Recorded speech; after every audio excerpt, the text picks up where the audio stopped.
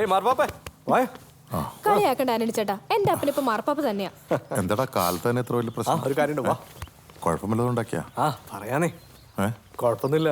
ഞാൻ ഒരു പെണ്ണിനെ വിളിച്ചിറക്കിക്കൊണ്ടുവന്നു. അവളിപ്പോ വീട്ടിലുണ്ട്. ഏത് മറ്റേ പെണ്ണാണോ? സൂപ്പർ മാർക്കറ്റോ അതോ ഫാൻസി സ്റ്റോറോ? ഏച്ചേ അതൊന്നുമല്ല. ഇത് നമ്മുടെ രാജാക്കാട് കഞ്ചാവ് എടുക്കുന്ന വീട്ടില്ലേ, അവിടുത്തെ പെണ്ണാ. പിന്നെ വിളിച്ചോണ്ട് വന്നൊന്നുമല്ല, കൂടെ ഇറങ്ങി പോകുന്നതാണ്. നമ്മുടെ ജാതി മതൊന്നുമല്ല, ഹിന്ദുവാ. എന്താന്ന് നോക്കി ഒരു പാവം കുട്ടിയെ ചോട്ടാ. പിന്നെ എന്നെ സ്നേഹിക്കാനോ ആരെങ്കിലും വേണ്ടേ ലോകത്ത്? നീ വാ മോളെ, നമുക്ക് അവന്റെ വീട് വരെ ഒന്ന് പോയി നോക്കാം. ഏത് പെണ്ണിനെ വിളിച്ചിട്ടാണോ വന്നേക്കണേ? ചോട്ടാ, ആണാണെങ്കിലും ശരി പെണ്ണാണെങ്കിലും ശരി, എന്റെ കൊച്ചിനെ ഞാൻ ഡോക്ടറാണ്. ഈ ഹാർട്ടിന്റെ ഡോക്ടർ.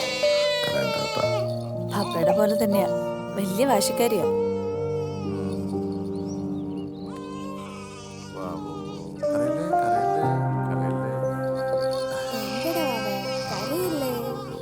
അയ്യോ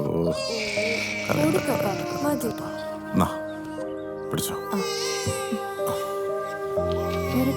എന്നാ ശരി കേട്ടാ. പിന്നെ എന്താവശ്യം ഉണ്ടെങ്കിലും വിളിക്കാൻ മറക്കരുതട്ടാ. ഇരിക്കട്ടെ. അയ്യോ ഇതൊന്നും വേണ്ട ജോയിട്ടാ. അയ്യോ വേണ്ടെന്ന് പറയരുത്. വരുന്ന വഴിക്ക് എൻ്റെ ആന്റിയുടെ മകൾക്ക് എന്തെങ്കിലും വാങ്ങാൻ ഞാൻ മറന്നുപോയി. അതാ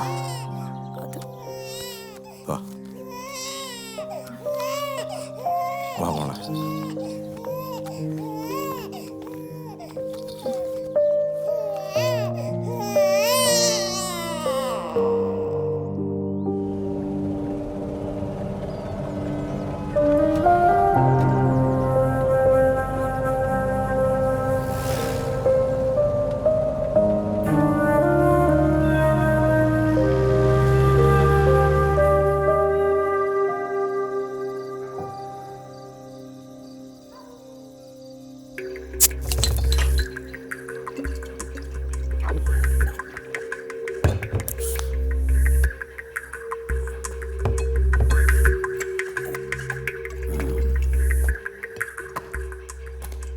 ഇതാരാ നിന്നോട് ഈ കഥ വിളിച്ചു പറഞ്ഞത്?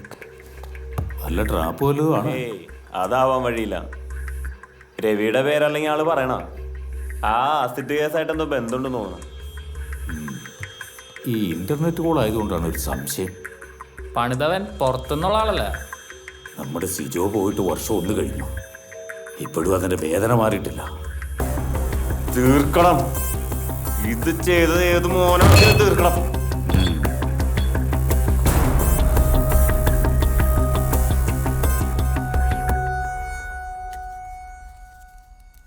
ചായ കുടിക്കുമോടെ? പപ്പ ഇങ്ങോട്ട് നോക്കി സംസാരിക്കൂ പപ്പ. പപ്പ എത്ര നാളായി എൻ്റെ മുഖത്ത് നോക്കി സംസാരിച്ചിട്ട്? എൻ്റെ മുഖത്ത് നോക്കി സംസാരിക്കൂ പപ്പ. പപ്പയുടെ മോളെ എനിക്കറിയില്ല, ഇരട്ടത്തൊളിക്കില്ല. എൻ്റെ മോളെ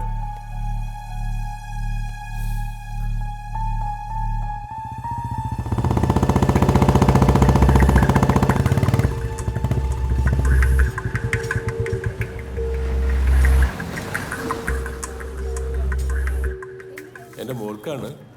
അതൊന്ന് നോക്കിയേ.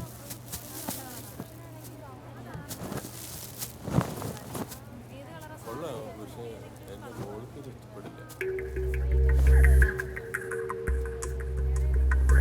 ബ്ലൂ, ലൈറ്റ് ബ്ലൂ, അതുപോലത്തെ ഇത് പോലെ.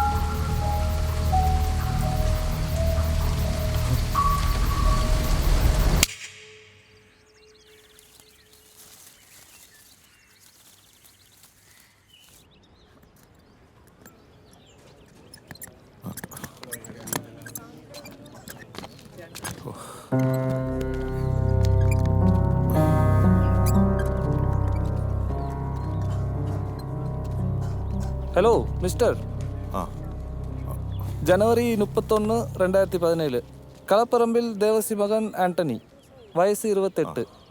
Antony, reason and cause of death accident, immediate death followed by injuries to heart, great vessels. സംശയിക്കേണ്ട, അടിച്ചു തെറിപ്പിച്ചതാ. Stomach contains alcoholic substances. നല്ല വെള്ളമായിരുന്നില്ലേ? അത് ഈ റെക്കോർഡിലിருக்கு. ഈ കയ്യും കാലും കെട്ടിയിട്ടിട്ട് വണ്ടി ഇടിച്ച് കൊന്നതാണെങ്കിലോ? എടോ, തൻ്റെ ഈ 1000 രൂപയ്ക്ക് വേണ്ടിയല്ല ഞാൻ ഇതൊക്കെ പറഞ്ഞു തന്നത്. എൻ്റെ കാല പിടിച്ച് കരഞ്ഞത് കൊണ്ടാ. മനസ്സിലായ? ഇനി ഇതിനെക്കുറിച്ച് സംശയം ഉണ്ടെങ്കിൽ പോലീസ് സ്റ്റേഷൻ അനുസരിക്ക് കേട്ടോ. നമ്മളിതെല്ലാം മാറ്റി വിട്ടാതെ വന്നിട്ടാണ് നമ്മളൊരു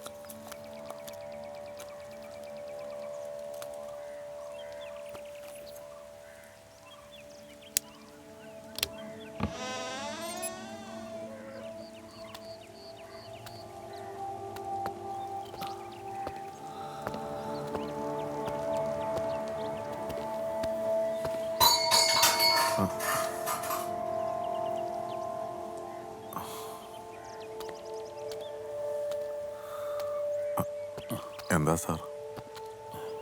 നീ ആകെ മാറിപ്പോയല്ലോടാ ജോയ്. നീ എന്നാ വന്നേ? അത് നീ എന്നെ അന്വേഷിച്ച് സ്റ്റേഷനിൽ വന്നപ്പോഴേ ഞാൻ തൊടുപുഴയിലായിരുന്നു, കോടതിയിൽ. എടാ, നീ രവിയുടെ കാര്യം അറിഞ്ഞില്ലേ? സ്വിമ്മിംഗ് പൂളിലിട്ട് മുക്കി കൊന്നതാ. ഏത് രവി? എടാ, രവിയെ നീ മറന്നുപോയോ? ആ ആസിഡ് കേസിലെ പെണ്ണിൻ്റെ അച്ഛൻ. നീ എന്നെ അന്ന് കാണാൻ വന്ന ഓർമ്മയില്ലേ അയാളുടെ മകളുടെ കാര്യത്തിന്? കോളനിയിലെ സിജുവിൻ്റെ ഡീറ്റെയിൽസ് കിട്ടാൻ വേണ്ടിയിട്ട്.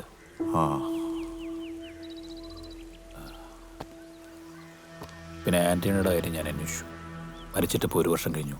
കൃത്യമായിട്ട് പറഞ്ഞു കഴിഞ്ഞാൽ കഴിഞ്ഞ വർഷം ജനുവരി 31. സീൻ മസലും ബോഡി മസലൊന്നും സംശയമൊന്നുമില്ല. പോസ്റ്റ്മോർട്ടം റിപ്പോർട്ട് എന്നെ വാഹനം ഇടിച്ച് മരിച്ചായിട്ടാ. പിന്നെ പരാതിപ്പെടാനും കുത്തിപ്പൊക്കാനൊന്നും വേറെ ആരും ഇല്ലല്ലോ. അത് ഞാനപ്പോ നിന്റെ കാര്യം എനിക്ക് അറിഞ്ഞൂടെ? ഞാൻ പോട്ടെ, ഇത്തിരി തിരക്കുണ്ട്. ഒരു ചായ കുടിച്ചിട്ട് പോവാം. മോളെ അനു, മോളെ 2 ഗ്ലാസ് ചായ എടുത്തോ. മോളെ അടുക്കളയിലുണ്ടേ, ബ്രേക്ക്ഫാസ്റ്റ് ഉണ്ടാക്കാം. മോളെ അല്ലെങ്കിലേ മോളിങ് വന്നേ ഞാൻ ഒരാളെ പരിചയപ്പെടുത്തരാം. എനിക്ക് ഇത്തിരി അവളിപ്പോ ടൗണിലെ സ്കൂളിലാണ് പഠിക്കണേ. പരിചയപ്പെട്ടിരുന്ന ഇടയ്ക്ക് എന്റെ മോളൊന്ന് ശ്രദ്ധിക്കാലോ. അനു മോളെ, ഞാൻ പോയിട്ട് വരാം. സാറിന് പോയിട്ട് ധൃതിയുണ്ട് മോളെ, ഒന്നും വാ. അനു, അനു, ഈ കുട്ടി എന്തെടുക്കാണ് അവളോടെ? എടാ ജോയ്, എന്താ സാർ?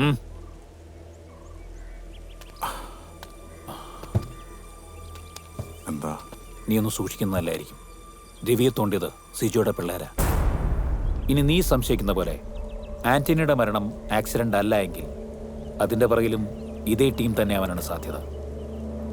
അവർ നിന്റെ പുറകെ ഉണ്ടെന്നാണ് കേട്ടത്. മോശക്കാരൊന്നുമല്ല, അത്ര നിസ്സാരമായിട്ട് കാണുകയും വേണ്ട. കളം വിട്ട് കളിക്കുന്നവരാ.